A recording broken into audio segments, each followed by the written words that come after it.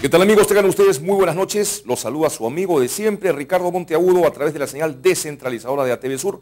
Estamos con la grata compañía del economista Jorge Maco Zanconetti. Jorge, muy buenas noches. Buenas noches, Ricardo, muchas gracias. Acaba de regresar del norte del Perú, de Piura, y vamos a conversar sobre las novedades energéticas que hay en el departamento de Piura. Y hoy día porque hoy día vamos a hablar sobre la matriz energética, el cambio de la matriz energética en nuestro país.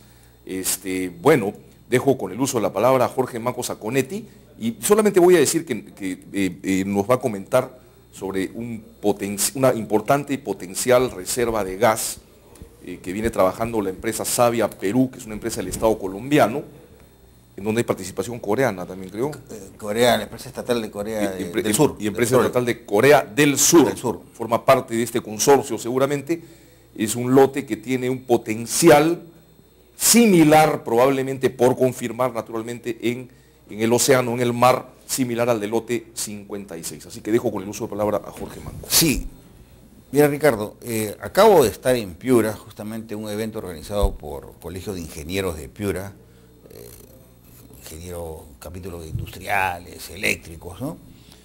Donde hemos analizado el cambio de la matriz energética en Piura, porque valgan verdades, la mirada está puesta en Camisea.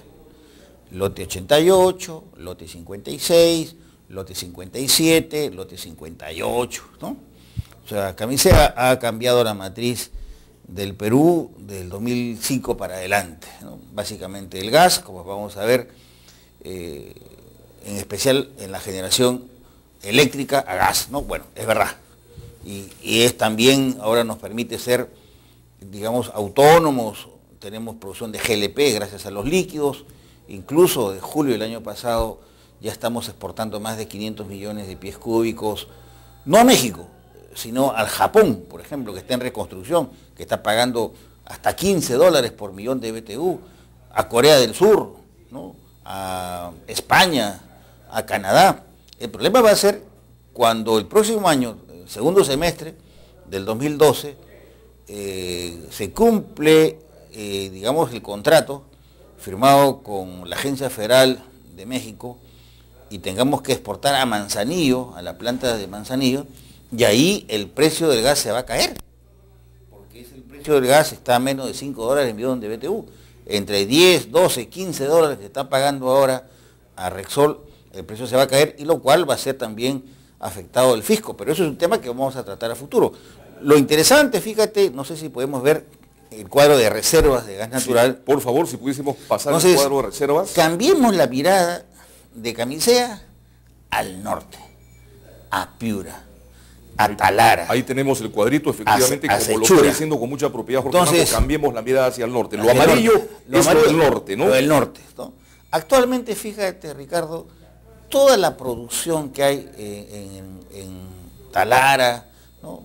En Tumbes con BPZ, en Sechura con Olympic, no llega a los 32 millones de pies cúbicos diarios de gas, 32 millones.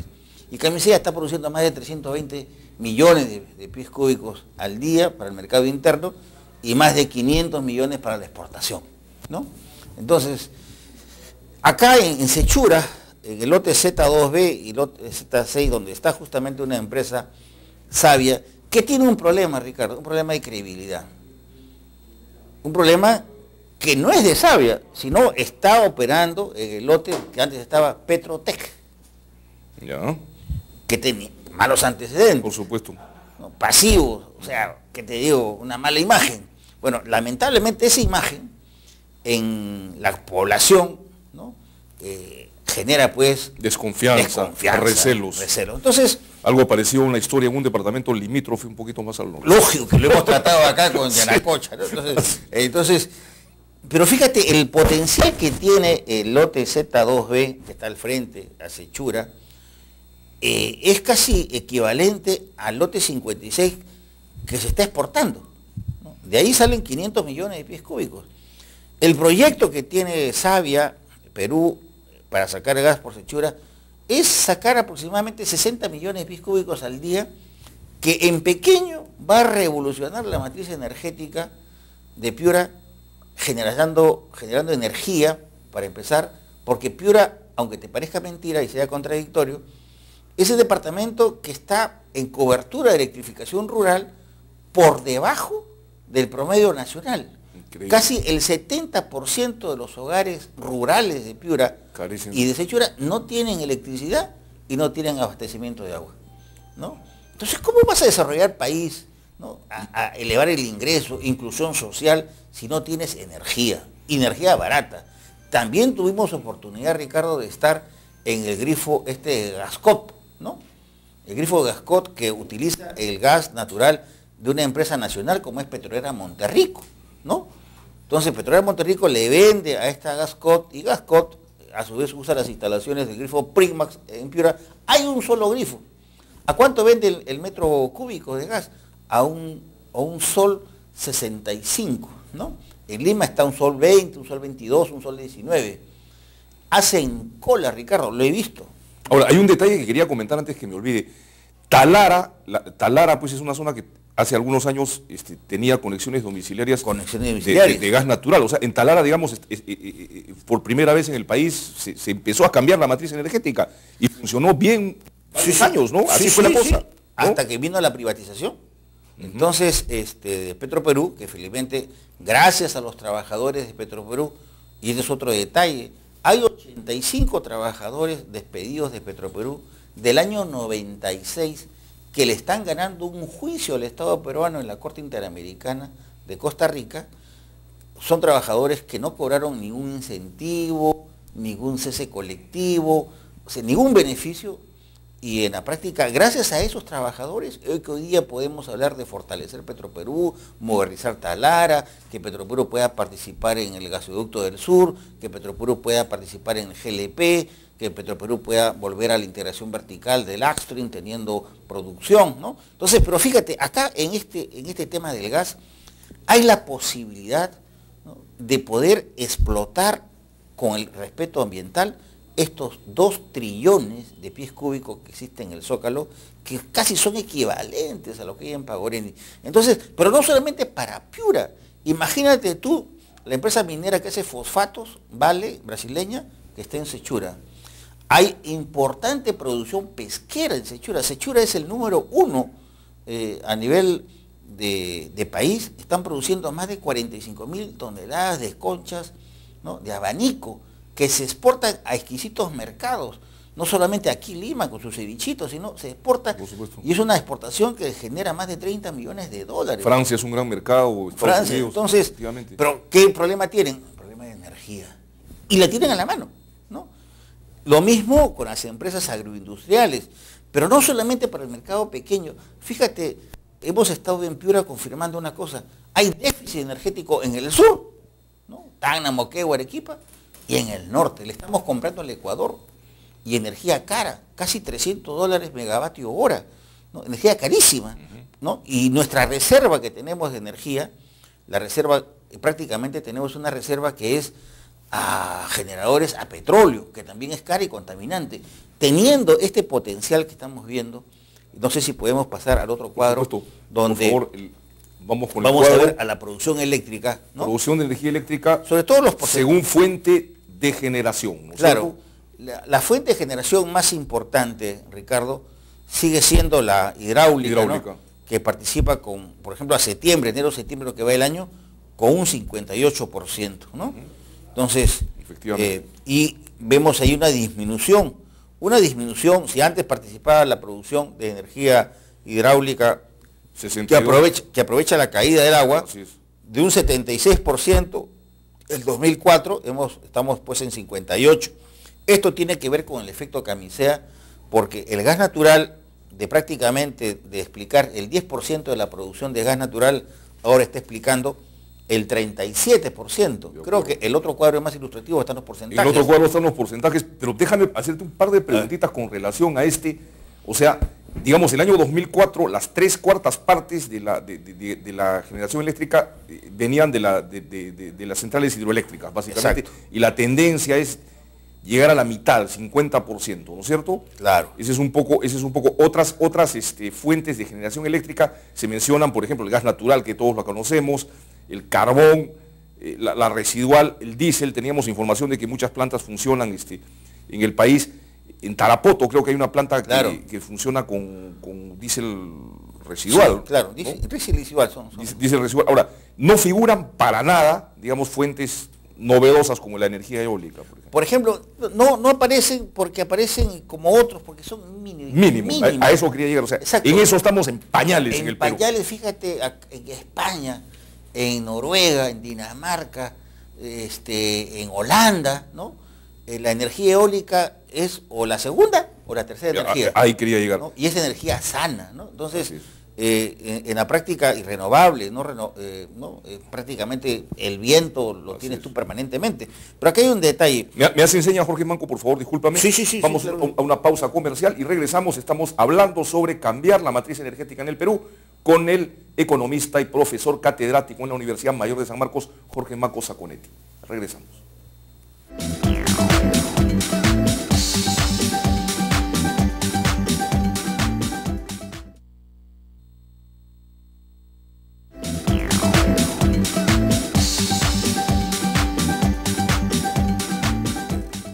Bien, estamos con Jorge Manco Saconetti. Yo pediría, por favor, que saquen ahora el cuadrito, chicos de producción, de porcentajes. La estructura, por favor, de producción eléctrica según fuente... La estructura de la producción de energía eléctrica según fuente de generación, pero por porcentajes, por favor, porcentajes.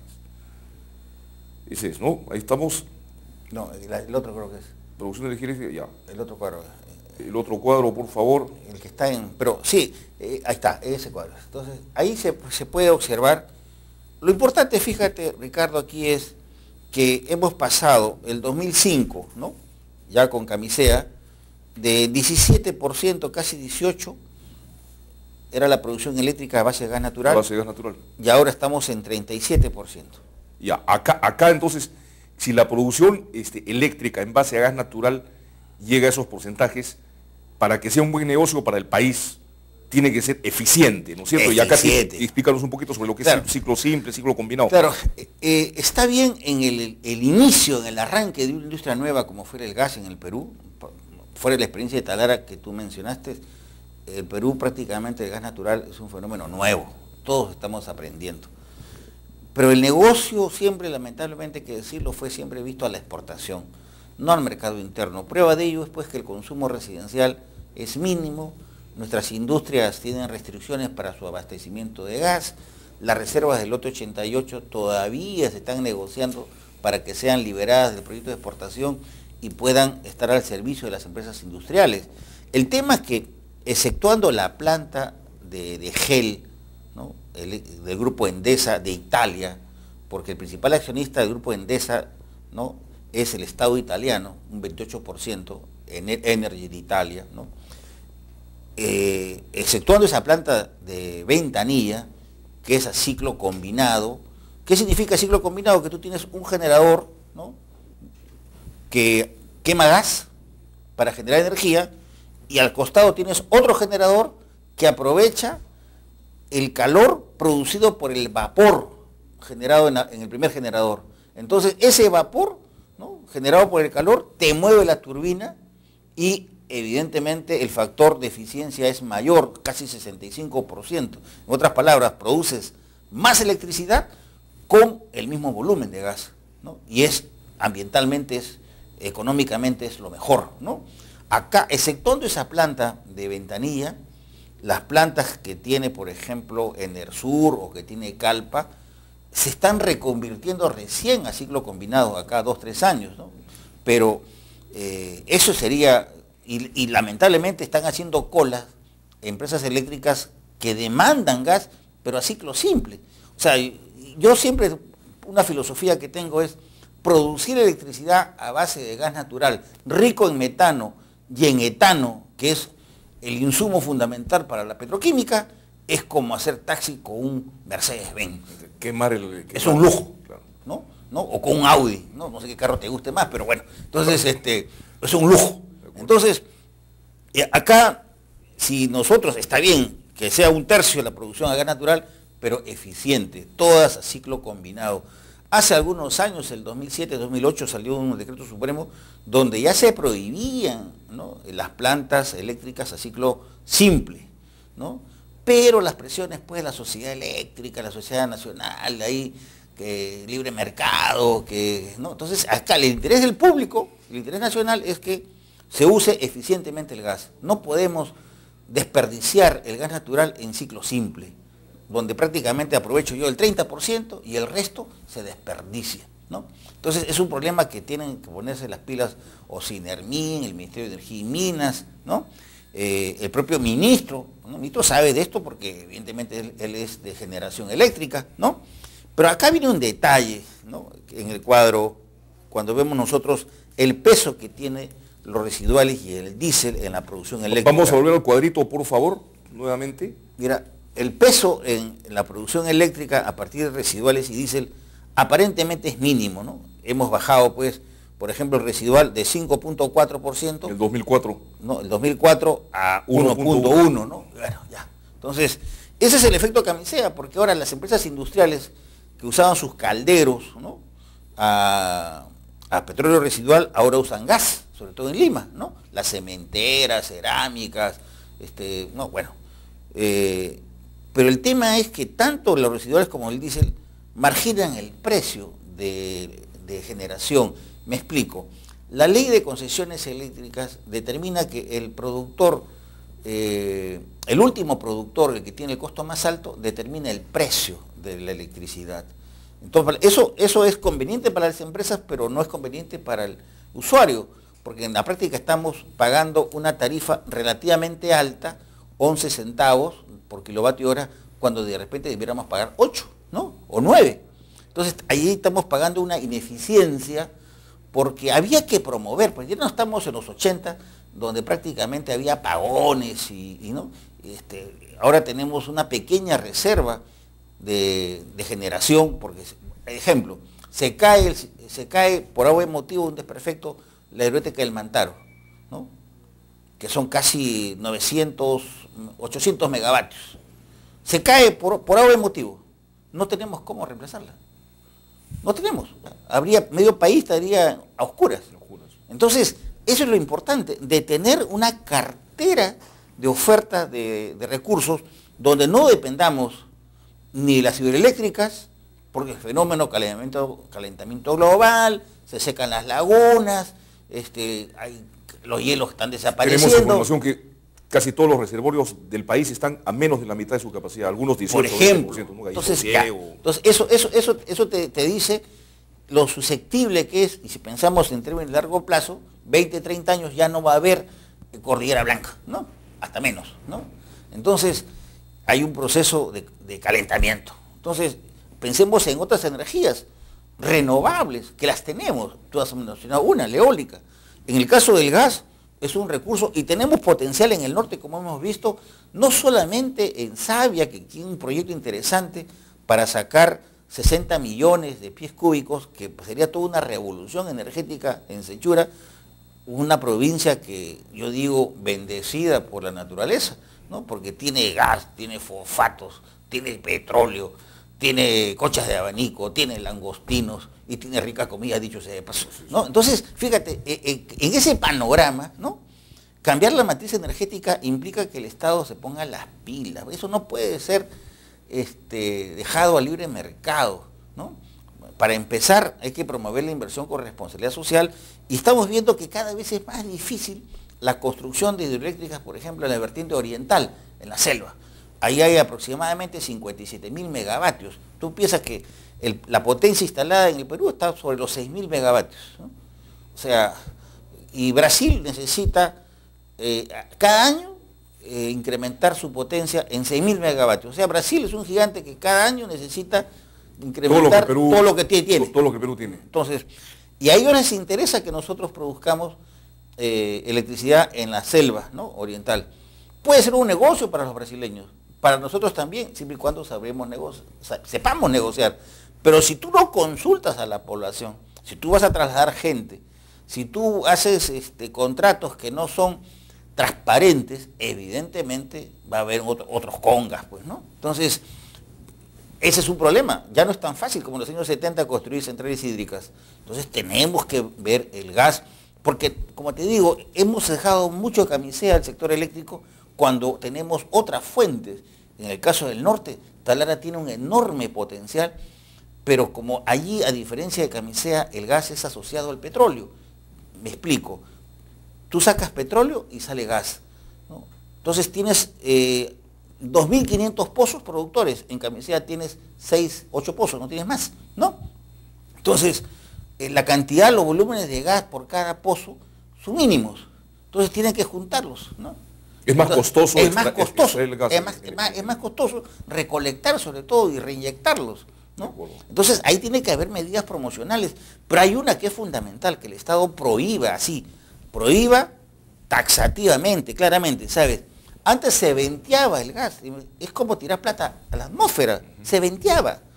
Ahora han barajado el nombre, ya no se ventea, ahora se quema el gas con autorización, ¿no? De Perupetro, o sea, de las autoridades, que es lo mismo.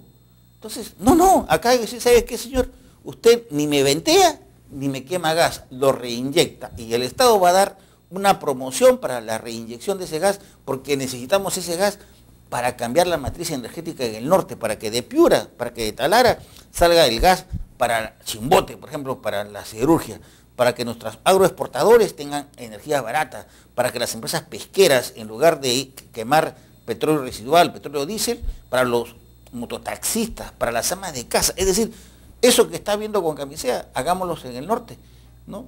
Y sería toda una revolución energética que de todas maneras pues favorece al país. Muchas gracias Jorge Maco Saconetti, como siempre el tipo cortísimo para tocar un tema de tanta importancia para el país. Lo estaremos comentando la próxima semana, Jorge. Listo, Ricardo. Muchas gracias, amigos. Gracias. Venimos con Federico Infante Lemke, candidato al Colegio de Psicólogos de Lima. Este es un mes de elecciones en varios colegios profesionales. Después viene otro ingeniero candidato al capítulo de ingenieros civiles también de Lima, el ingeniero Fernando Río Cotrina. Regresamos.